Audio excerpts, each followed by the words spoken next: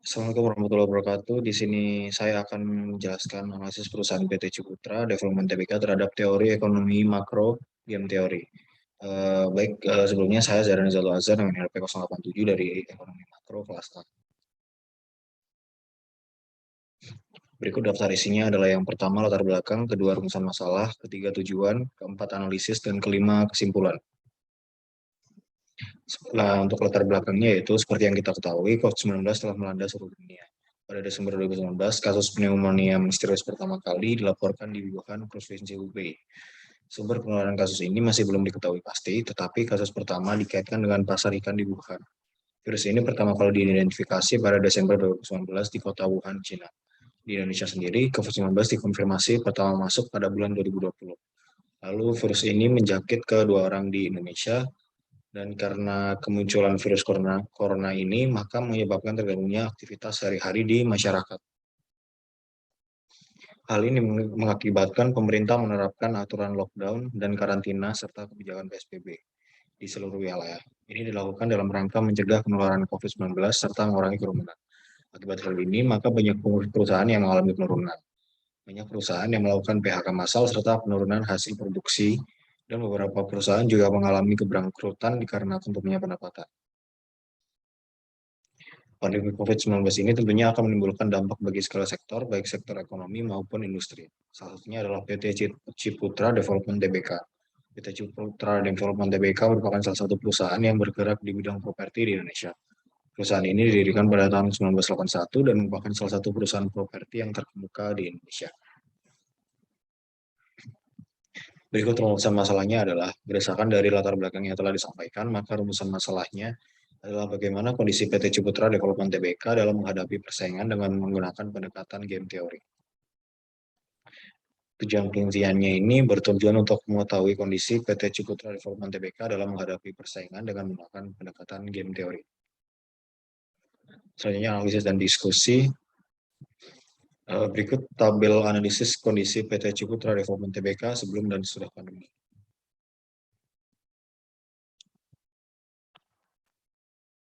Nah, dapat dilihat dari data pendapatan di atas bahwa PT Ciputra Development Tbk mengalami penurunan pada triwulan 1 2020, yaitu masa pandemi, dari triwulan 1 2019, yaitu masa sebelum pandemi. Penurunan tersebut cukup besar dan signifikan ya, namun PT Ciputra mengalami kenaikan yang cukup besar juga pada masa setelah pandemi, yaitu triwulan 1 2021. Itu juga yang terjadi pada masa triwulan selanjutnya. PT Ciputra Development Tbk mengalami penurunan pada masa pandemi dibandingkan masa sebelum pandemi. Hal ini disebabkan oleh regulasi pemerintah yang mengeluarkan berbagai kebijakan seperti WFH dan PSBB. Akibat kebijakan ini, maka perusahaan mau tidak mau harus melakukan pembatasan dan menyikapi pandemi COVID-19. Secara tidak langsung, PT Ciputra Development Tbk mengalami kemunduran yang cukup signifikan selama masa pandemi. Tapi pada masa setelah pandemi yang dimulai dari triwulan 3 2021 sampai triwulan 1 2022, PT Ciputra mengalami lonjakan kenaikan pendapatan. Hal ini dapat dibuktikan dari perbandingan pada masa triwulan 1 2021 saat pandemi, pendapatan perusahaan sebesar 1.850.743.000 menjadi 2.234.183.000 di triwulan 1 2022 yang berada pada masa setelah pandemi. Dan dapat disimpulkan bahwa PT Ciputra mengalami kemunduran pada masa pandemi, namun mengalami lonjakan kenaikan pendapatan kembali setelah pandemi usai. Ini adalah analisis pengaruh PT Ciputra Development Tbk pada sektor makro selama 5 tahun terakhir. Nah, seperti yang kita ketahui bahwa PT Ciputra merupakan salah satu perusahaan yang bergerak di bidang properti Indonesia. Perusahaan ini telah mengembangkan lebih dari 76 proyek, dimulai dari kawasan perumahan, perkantoran, apartemen, rumah sakit, pusat perbelanjaan, hingga lapangan golf yang tersebar di 33 kota di seluruh Indonesia. Nah, di dalam makroekonomi sendiri terdapat 4 sektor, yaitu sektor rumah tangga, perusahaan, pemerintahan, dan luar negeri. Di sektor rumah tangga, PT Ciputra telah membantu mengurangi angka pengangguran. Dan ini dibuktikan dengan perusahaan itu sendiri yang memiliki lebih dari 5.000 karyawan profesional untuk membantu kelancaran bisnisnya.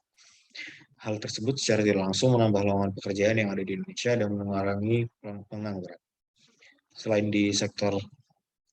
itu, di sektor perusahaan, PT Ciputra sedang menjalin kerjasama dengan pengembang properti lain, yaitu PT Sentul City Tbk.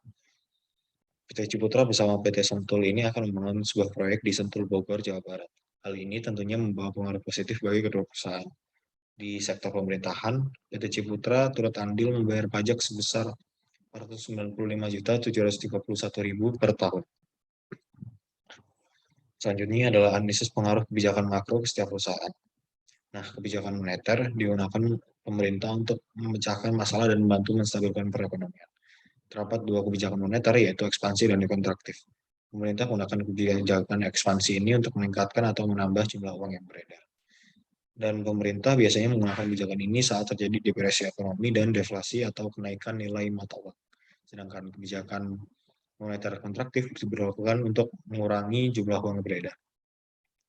Alasan kenapa diberlakukan kebijakan kontraktif ini bisa karena terjadinya inflasi. Kebijakan ini biasa disebut dengan kebijakan uang tetap, yang bermaksud untuk menjaga keuangan agar tetap stabil.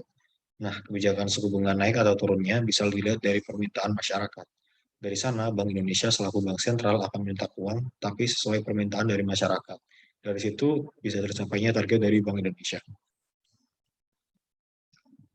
Netralitas uang jangka panjang adalah konsep yang diterima dalam ilmu ekonomi. Teori ini menyatakan bahwa meskipun kebijakan moneter mampu mempengaruhi pertumbuhan ekonomi dalam jangka pendek, yaitu untuk merangsang atau meredam permintaan, ia tidak memiliki pengaruh pada variabel real, lapangan kerja, pertumbuhan, dan lain-lain dalam jangka panjang. Hal ini karena tingkat equilibrium jangka panjang dari variabel tersebut telah ditentukan oleh pergerakan penawaran, penggunaan teknologi yang tersedia, faktor demografis, atau preferensi pelaku ekonomi. PT Ciputra sendiri mengalami perlambatan dan penurunan dalam bisnis properti. Hal ini disebabkan oleh adanya kenaikan suku bunga atau interest rate.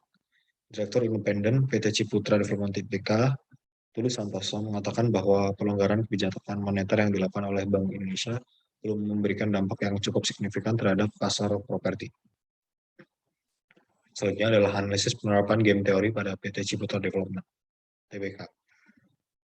Penentuan strategi pemasaran harus didasarkan atas analisa lingkungan baik eksternal maupun internal pemasar. Faktor eksternal dapat menimbulkan kesempatan, bahkan ancaman bagi pemasaran produk suatu perusahaan, yaitu keadaan pasar, persaingan, teknologi, ekonomi, sosial budaya, hukum, dan peraturan. Sedangkan faktor-faktor internal menunjukkan adanya keunggulan atau kelemahan perusahaan, meliputi keuangan, produksi, personalia, dan pemasaran. Untuk PT Ciputra Development ini sendiri, pada bagian pangsa pasar terbukti bahwa untuk saat ini, pangsa pasar yang dibidik perusahaan tersebut hanya untuk kalangan menengah ke atas. Hal ini dapat menjadi peluang bagi perusahaan lain untuk mengambil kesempatan dalam mengambil target pasar bagi kalangan menengah ke bawah. Sesuai dengan definisi dari game teori itu sendiri, yaitu suatu bentuk pendekatan untuk merumuskan situasi persaingan dan konflik antar berbagai proses persaingan. Teori ini dikembangkan untuk menganalisa proses pengambilan keputusan dari situasi persaingan yang berbeda dan melibatkan dua atau lebih kepentingan. Selanjutnya adalah kesimpulannya. Dari hasil analisis di atas dapat disimpulkan dengan adanya kebijakan moneter oleh pemerintah dan Bank Indonesia, PT Ciputra ini sendiri mengalami penurunan dan perlambatan dalam bisnis properti. Dan hal ini disebabkan oleh kenaikan tingkat suku bunga. Pelonggaran kebijakan moneter yang dilakukan oleh Bank Indonesia juga dirasa tidak menimbulkan dampak yang cukup signifikan terhadap pasar properti. Dan dengan pangsa pasar PT Ciputra Development Tbk yang mengutamakan untuk masyarakat menengah ke atas, menyebabkan adanya peluang bagi perusahaan kompetitor menggunakan strategi game teori dalam mendapatkan konsumen. Sekian dari presentasi saya. Bila ada kesalahan kata, mohon dimaafkan. Sekian, wassalamualaikum warahmatullahi wabarakatuh.